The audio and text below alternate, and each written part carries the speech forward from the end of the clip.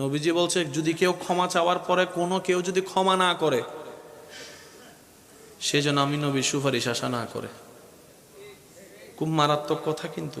সেজন্য নবীজি বলছেন, হে আমার উম্মত, যা জামিলা হয়েছে, যার সাথে হয়েছে, তুমি ক্ষমা করে দাও, তুমি ক্ষমা করে দাও। সে ক্ষমা চাক না চাক তুমি মাফ করে দাও। তুমি যদি মাফ করলে তোমার ইজ্জতের কমতি হয়, আমি মুস্তাফা থেকে হাসরের ময়দানে তোমার ইজ্জত বুঝে নিও। বিশ্বাস করেন, প্রতিশোধের যতটুকু শান্তি, তার চাইতে বড় শান্তি হচ্ছে মাফ করে দেওয়া। আমাকেও বলার দরকার নাই, কাউকে শোনানোর দরকার নাই। আপনার জীবনের সবচেয়ে বড় শত্রু, যে ইনডোর হোক, আউটডোর হোক, ঘরের হোক, বাহির হোক, যার সাথে আপনার বনেও না, যার সাথে চেহারা দেখতে ইচ্ছে করে না, এরকম কেউ থাকলে শুধু মনে মনে আমার দিকে তাকাই হলো কথাটা রাখার জন্য, শুধু মনে মনে বলেন, যা তোরে মাফ করে দিলাম। দেখবেন আপনার মনে এটা কেমন যেন একটা শান্তি লাগা শুরু করবে। বিশ্বাস করেন ভাই, রাগ, হিংসা, অহংকার এগুলো শয়তানের জিনিস। এগুলো নিয়ে কেউ শান্তিতে থাকতে পারে নাই, পারবেও না। হারালেই জিতা যায় না, হারালেই অনেকে আছে কই মামলা করছে, আমি কি হারবো নাকি? দরকার হলে 10 খানি যা জমি আছে এগুলো সব বিক্রি করে দিব, তারপরও জিতে লাগবে। তো আপনি 10 খানি জায়গা শেষ করে আপনি জিতে গেলেন, এবার আপনার আছে কি? এবার আপনার ছেলে মেয়েরাই তো আপনার 14 গোষ্ঠী দোয়াই ফেলবে। বাস্তব যেটা সেটা বলেন না রে ভাইয়া? তো সেজন্য আল্লাহর ওয়াস্তে নবীর সুন্নত হচ্ছে জীবনে শান্তিতে থাকার সবচাইতে গুড ওয়ে। আল্লাহ পাক আমাদের সবাইকে বুঝার তৌফিক দান করুন। যদি আপনি আজীবন বেঁচে থাকেন, যদি আপনার কখনো মৃত্যু না হয়, যদি কখনো আপনাকে একা ঘরে কবরে থাকতে না হয়, তাহলে আপনার যা মন চায় তা করেন, যা মন চায় তা করেন। আর যদি আপনাকে একদিন মৃত্যুবরণ করতে হবে, যে কোনো মুহূর্তে কবরে একা থাকতেই হবে, তাহলে অনুরোধ রাখবো আপনার ঈমানি ভাই হিসাবে একবার ভেবে দেখবেন, একবার ভেবে দেখেন। 2টা মিনিট একটু ব্রেক দিয়ে একটু ভেবে দেখেন না, কোত্থেকে আসলাম, কে পাঠালো, কোথায় যাব, কি উত্তর দিব?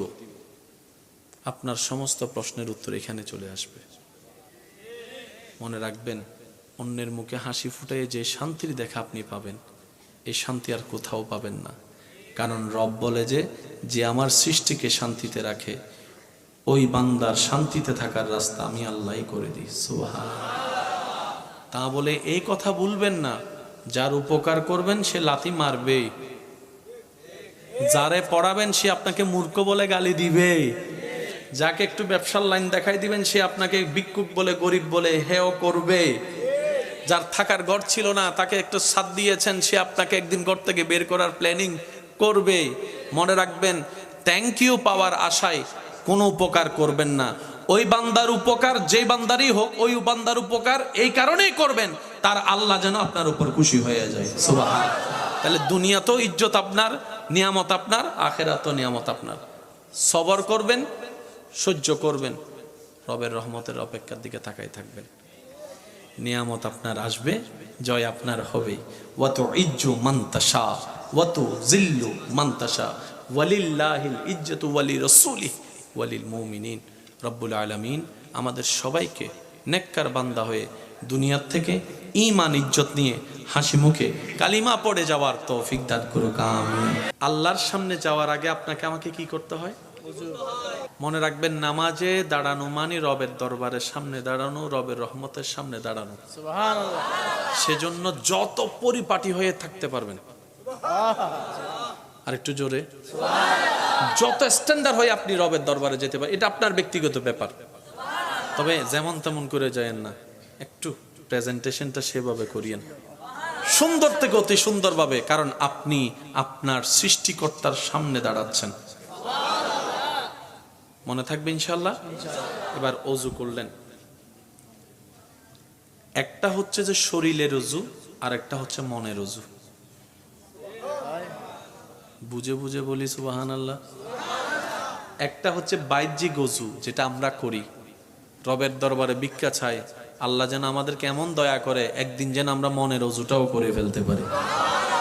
অজু করে আমরা অপবিত্র থেকে পবিত্র বানাই মুখকে, হাতকে, পাকে, শরীরকে সবকিছুকে ধুয়ে অজুর নূর দিয়ে আমরা নিজেকে পবিত্র বানাই, আল্লাহ যেদিন দয়া করবে কলবের ওযু হয়ে যাবে, মনের ওযু হয়ে যাবে।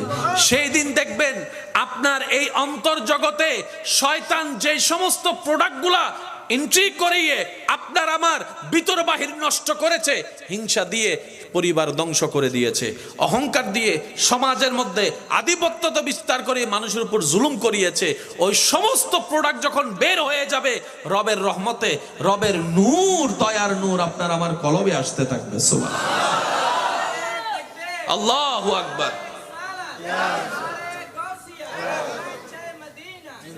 উচ্চ আওয়াজ একবার বলেন না আমিন। আল্লাহর কাছে ভিক্ষা চায় বলেন আমিন। আরো জোরে বলেন। কত নামাজি পৃথিবীর বুকে নামাজে দাঁড়িয়েছে, হারিয়ে গিয়েছে রবের প্রেমে। যেখানে আপনি আমি হালকা কিছুতে নামাজ ছেড়ে দিই, সেখানে ইমাম আলী মাকাম, ইমাম হোসাইন কারবালার ময়দানে তীরের মধ্যখানে, বল্লমের মধ্যখানে, তলোয়ারের মধ্যখানে রবের দরবারে নামাজে দাঁড়িয়ে গিয়েছে। রুকুতে আছে, খবর নাই কোথায় আছে, পেটে কি খিদা আছে কি নাই মনে নাই, পিছন থেকে কে হামলা করবে কি করবে না সেই ভয় নাই, নামাজে দাঁড়িয়েছে তো হারিয়ে গিয়েছে রবের প্রেমে, রবের প্রেম সাগরে হারিয়েছে। আল্লাহ আমাদেরকেও সেই নামাজের স্বাদ নেওয়ার তৌফিক দান করুন। আমরাও যেন কখনো নামাজে দাঁড়ালে যেন রবের প্রেমের সাগরে হারিয়ে যেতে পারি। আল্লাহ আমাদেরকেও সেই প্রেম দান করুন। সিজদার কি মজা, নামাজের সিজদার কি মজা।